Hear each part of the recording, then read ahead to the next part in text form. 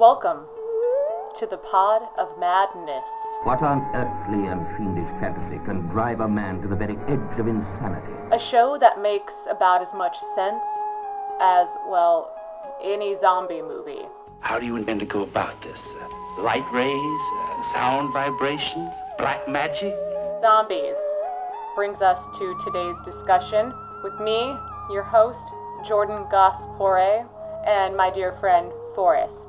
You shouldn't believe in everything you see in the movies. I don't know that much about zombie films, but I do know a lot about the coronavirus. Well, I know probably more about zombie movies than I do about the coronavirus. Perfect. Very good. You've seen a zombie movie, Forrest. Oh, you don't know I have. I quite like 28 Days Later and the 28 Weeks Later. Quite like those. Of course you would. Yeah, they're more edgy and alternative. Yeah. I prefer the really, I guess, gory zombie movies, or it's like either really gory zombie or really campy zombie movies. Yeah. Oh, I Am Legend as well was interesting. It was not great, but it was well done. Francis Lawrence is a very good director. That's probably my least favorite zombie movie that I've ever seen is I Am Legend. Fair enough. It should have been rated R, but like, whatever. It made bank. I agree. I think that's probably why I didn't like it, was that it wasn't rated R. Like, if it would have been rated R, it would have had aspects of the genre that I enjoy. Yep. Namely, like, more gore. Yes. But of course, I figured you would say, like, the 28 Days Later, 28 Weeks Later, and obviously, like, those zombie movies are very different than other zombie movies. Namely because they're fast. I mean, to the extent that you can be realistic in a zombie film, I feel like they're very realistic to, like, how a zombie apocalypse would actually happen. I mean, the first one made me laugh hysterically, where it was, like, the Greenpeace type PETA people that break in, trying to save the animals. Yes.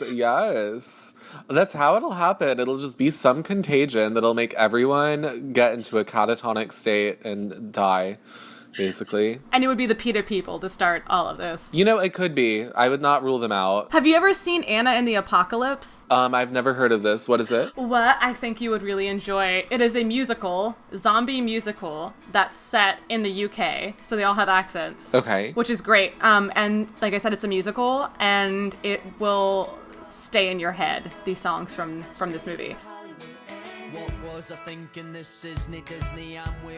It's funny, it's sad, it's very campy. You should check out Anna and the Apocalypse. It's underrated. I mean, the music, I was just singing one of the songs in preparation for this interview as I was going downstairs to talk to my mother on the phone. I might give it a look one day. You should, because how you talk, I know that means that's their tone of voice where it's like, no, I will never. I don't know. You didn't do a great job of selling it, but, like, that's okay. Now that you have coronavirus and are being quarantined, I think you should just check it out. There are a lot of other films I have on my list right now. You've seen Night of the Living Dead, though, right? I actually have never seen Night of the Living Dead. I do need to. Night of the living dead, the dead who live on living flesh. Seriously, 28 Days Later is, like, my thing. I will see Night of the Living Dead sometime. You would enjoy that because that is very artsy. Like, that is the movie that people talk about in film schools when they're talking about horror. Yes. But, like, the whole zombie genre, I'm actually surprised, like, you're not more into it. It can get very artsy, and, like, the whole origination of, like, the term zombie. Have you ever heard of a show called Tales from the Crypt? Tales from the Crypt. Yes, I have. There's an episode sort of touching on, like, colonization, and where these American and these British people go to what I don't think they ever name the country, but I think they go to something like Haiti, and they're building, like, a resort there. And, you know, the people that are local to that area obviously are upset about what's going on. So there's, like, weird voodoo in play, and it's not, like, politically correct or anything either, but this was, like, early 90s, whatever. But it is hilarious, and I'm just gonna leave it at that. Okay, yes, that sounds very promising. It is, I think so. Because one woman is like, you know, the guy really wants her to love him forever. I'm back! And so playing on the trope of, like, yeah, love forever and even after death. So it's pretty funny. But maybe I just have a really sick sense of humor. That you do have a sick sense of humor, but that's okay. But like one aspect, like from I've found the difference between like the original zombie and what we now think of, at least in the US, as a zombie is the living dead aspect of it. So like the Haitian idea of zombie, from what I can gather, is more of like a mind control. The person's not dead. It's, that's you taking a serum or there's some sort of spell involved, but it's not to kill the person. It's to control their mind and to pretty much enslave them and have them act at your will. And then our idea of the zombie, obviously, is somebody who is dead that is then brought back to life and wants to eat your brain. Yes. No, the former is a much more complex idea. I like that. Yeah. I mean, I feel like, our idea of a zombie is not complex at all, that it's very basic. Yes. What is that one zombie? There is one zombie movie, too, that I thought you would like, where they're, like, are trapped in a mall. Shaun of the Dead? No, not Shaun of the Dead.